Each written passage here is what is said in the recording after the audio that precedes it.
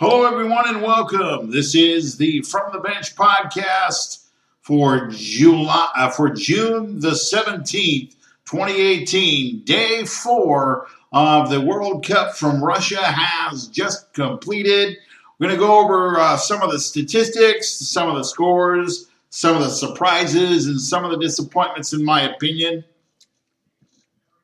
From Day 4 of the World Cup, this and any other From the Bench podcast can be heard on Libsyn and Stitcher Radio. I'm your host, Mark Janish. You're welcome to go to accessmediaglobal.com. That is my website.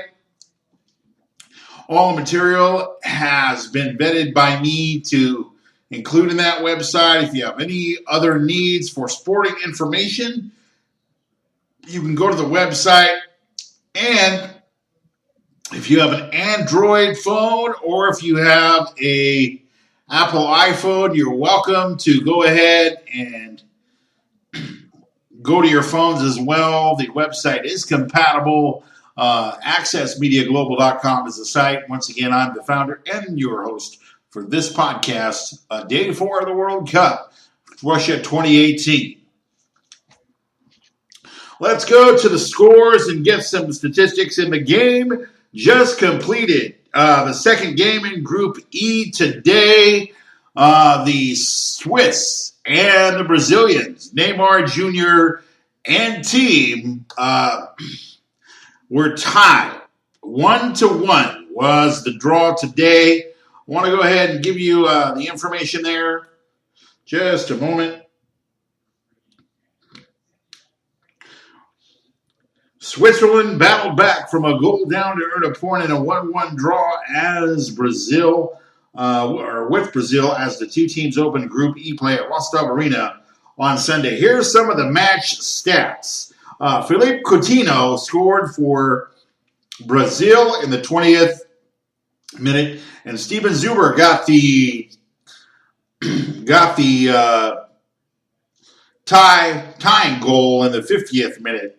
Match stats. Now, Brazil really dominated this game in the first half, so what you would see, based on time of possession, 55% to 45% for the Swiss. Shots on goal, 21-6.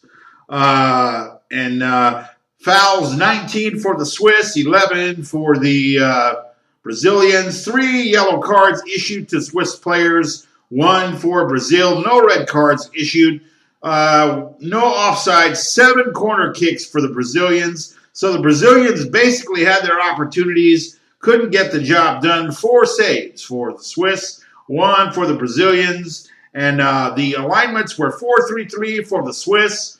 4-3-3 for the Brazilians. And 4-2-3-1 for the Swiss. So this game dominated in the second half. Brazil led 1-0 at halftime, but once again, Steven Zuber in the 50th minute got the tying goal. So in the group. So this game, I don't know. I mean, I've seen some things this weekend. You know, teams that should have gotten 3 points got 1, and teams that should have gotten 1 point or 0 points got 3. Once again, it seems like the Brazilians and the Argentinians were the victims today. I wouldn't say victims. Let's just say they didn't perform as well as they could have. Neymar Jr., he's probably going to take a lot of heat in the Brazilian media for doing a poor job overall. I want to go ahead and get to some of the table standings. I'll go over some of those. Not all the groups have started yet, but once again, groups A through F, I think we can at least go over as far as the standings and so forth. And then we'll get ready for tomorrow. We have Tunisia and England playing at 11 o'clock Pacific time on the U.S. West Coast, where I'm located. I would actually gonna love to see that game. The English, it's interesting. They have been overrated. I think the last time they won any World Cup of any type was 1966. Of course, that's 52 years ago. So we will see what happens with the English tomorrow. Let's go ahead and review some of more games from Group F. Now, this game pitted two of the favorites. I view Mexico as very good as far as Club America goes, but they are not necessarily ready for prime time. I don't believe that they are constituted as a winning team for the most part. We've seen them fail many, many times on the international stage. But today, they actually opened Group F play against Germany, and they won 1-0. Let me go ahead and go over the statistics and summary for you. Lozano strikes. Mexico stuns reigning champion Germany in a thrilling match at Luzhniki Stadium in Moscow. Time of possession. Here's some match stats for you. Germany 61, Mexico 39. 25 shots on goal for Germany, 12 for Mexico. 1 by Lozano in the 35th minute, actually went in. 15 fouls committed by Germany. Mexico, 10 for the Germans. 2 yellow cards each. No red cards were issued. 2 offsides, 1 for Germany, 2 for Team Mexico. 8 corner kicks for Germany and 1 corner kick for Team Mexico. 9 saves for the Mexico squad, 3 for Germany. So once again, in a 4-2-3-1 alignment for Mexico, 4-2-3-1 also for Germany. Germany, one of the favorites and champions from last year. Last World Cup in 2014, I should say. They put pressure on them. You could say that the pressure inside the 18-yard box, if you saw the game, a lot of pressure was placed by the Germans on the Mexican squad, but Mexico did prevail in game 1 of group play. So kudos to the Mexican squad. But once again, I don't have a lot of confidence in the Mexican squad overall because they are not ready for prime time as an international team. They're very good. They have a beautiful following across the United States and around the world. Kudos to Team Mexico. Lots of celebrations from Mexicali to Mexico City in the nation of Mexico. But once again, I'm not real confident that Mexico is going to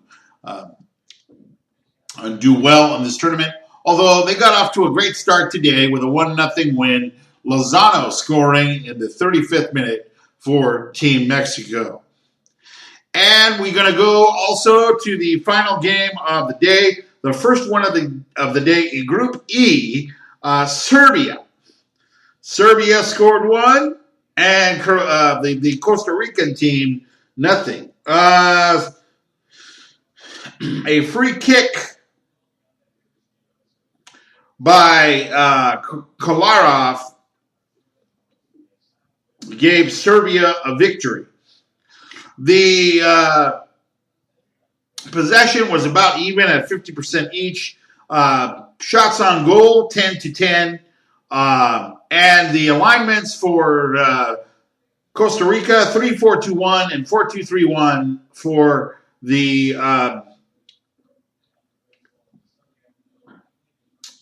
Serbians, and Costa Ricans had 18 fouls to 15, 2 yellow cards for each team, 1 offsides, 5 corners for Costa Rica, 4 for Serbia, 2 saves for Costa Rica, and 3 for Serbia. So Serbia got fortunate on a free kick from Karlov.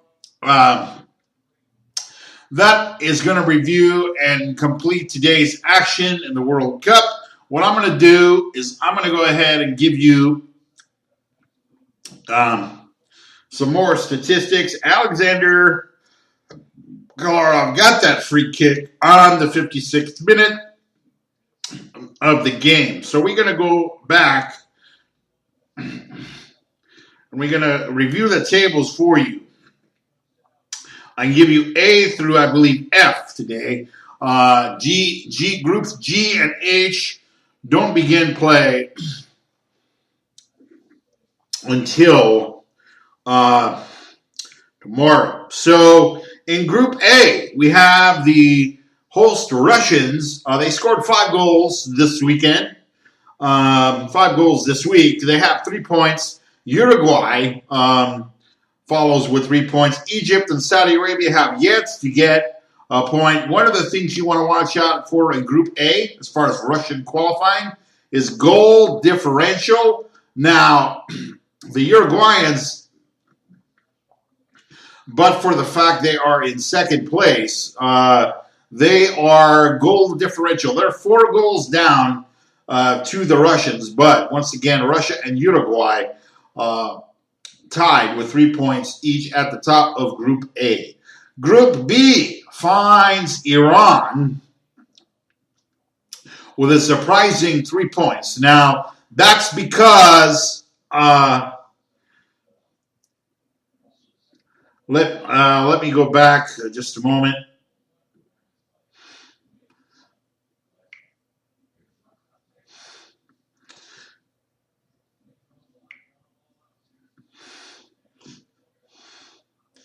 Yeah, that's basically because we have, as I go back to the table, as I was looking at the table here, just a moment. Group B, Iran with 3, Portugal and Spain with 1 each.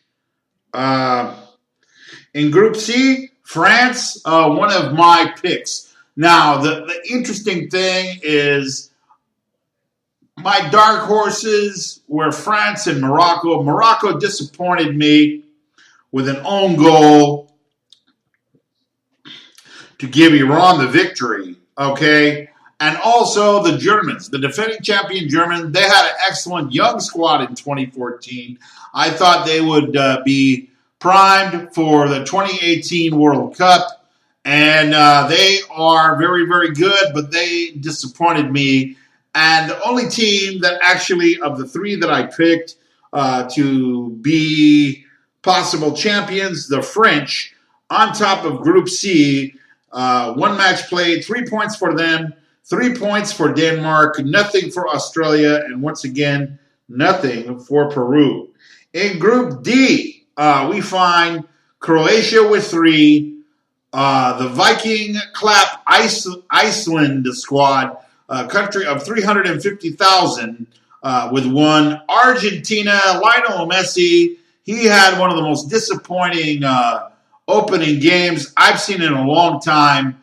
He has lots of stress on him, and I believe that Argentina needs to find Lionel Messi someone else to be a scoring help, because Lionel Messi, one of the greatest soccer players on the history of Argentine football, next to Diego Maradona. He actually had a free kick on the 64th minute of his opening game, and he didn't make it. A free kick from inside the 18-yard box. Of course, if you've seen the tape, he did not make that.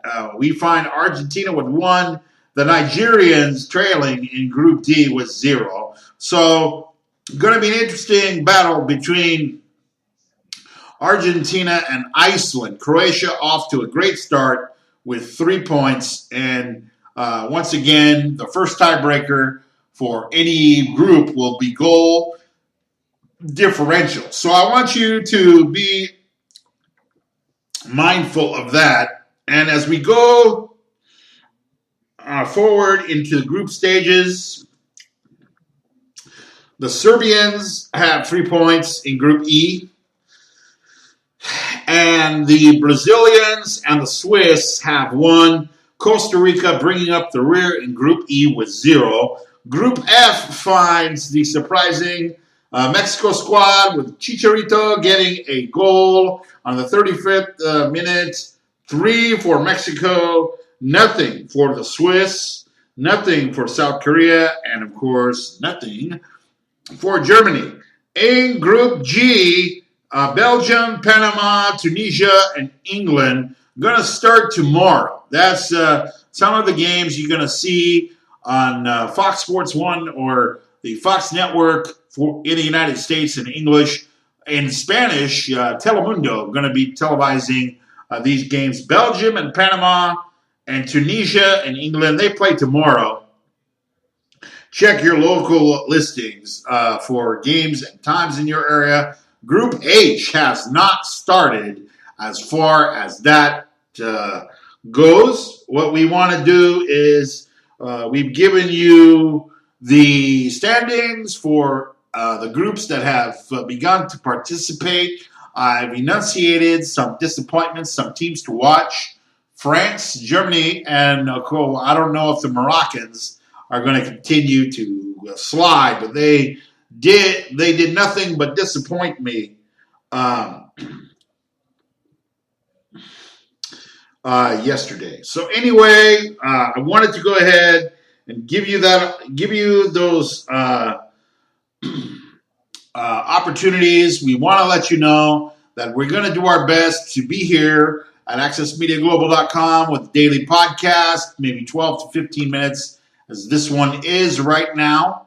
I want to thank you for listening. I also want to let you know that the Total Soccer Show will be posted daily. What I've decided to do, the World Soccer Talk podcast that I was going to post, I have decided to post World Soccer Talk. They also have a more in-depth analysis of the games, but wanted to go ahead and just for listeners on Libsyn and Stitcher Radio who enjoy the From the Bench podcast, want to give you the benefit of a day for podcast. Missed yesterday due to some circumstances. A lot of times, due to scheduling, etc., I'm not available to give the podcast, but I will be available this week for 4 of at least 5 days to do the daily podcast. I might miss Monday. I'm not sure about that, but I want to go ahead and make sure that you understand that for the most part, unless I'm not available, which happens from time to time, I'll be bringing you at least 4 of these World Cup recap podcasts over Stitcher and Libsyn Radio. Once again, this is the From the Bench podcast. You can join me at accessmediaglobal.com, which is my own site. I'm an independent broadcaster, no affiliations. Nobody pays me to do this stuff. I enjoy doing it. We're going to continue to discuss Group H action tomorrow. One of the games that will be highlighted will be Tunisia and England. And we're going to go ahead and just enjoy the games. It's what this website is about. I want to nurture the love of sports around the world. I want to thank all the people from around the world, the United States, Canada, Peru, Qatar, Singapore. Multiple cities, multiple nations are tuning into the podcast. I hope you enjoy. This is a production that is uniquely mine. No one is there. I don't have a co-host. I don't have a writer. I just produce my own podcast for accessmediaglobal.com. I'm an independent broadcaster. Nobody tells me what I can say, what I can't say. And I intend to continue to be independent. That means I have creative control, which is a desire of mine. Well, we're going to wrap up day 4 with having you just enjoy the games. And we want you to tune in tomorrow to continue with Group H games. Tunisia and England will be playing, and Belgium will also be playing tomorrow. Once again, Telemundo for those of you listening in Spanish, and also those of you in English. In the United States, Fox Sports 1 will be having the majority of the coverage for accessmediaglobal.com and the From the Bench podcast. Join me at Mark at Access Media for any and all other World Cup podcast and sporting information. Hopefully this will become a preferred choice for you based on the independent broadcasting nature of the podcast It's a labor of love. I don't get paid for this. No one subsidizes this broadcast except me. I want to wish you a very, very great weekend. Those of you listening around the world, we'll be back tomorrow, hopefully, with day 5 of the From the Bench podcast and the review of the games as we get into later, the latter stages of the first games of group play. For the From the Bench podcast, I'm Mark Janish. Join me on Libsyn and Stitcher Radio for any of these podcasts and any other podcasts that you might have missed. For now, I'm Mark Janish. This is the From the Bench podcast for June the 17th, 2018. Have a great day, everyone.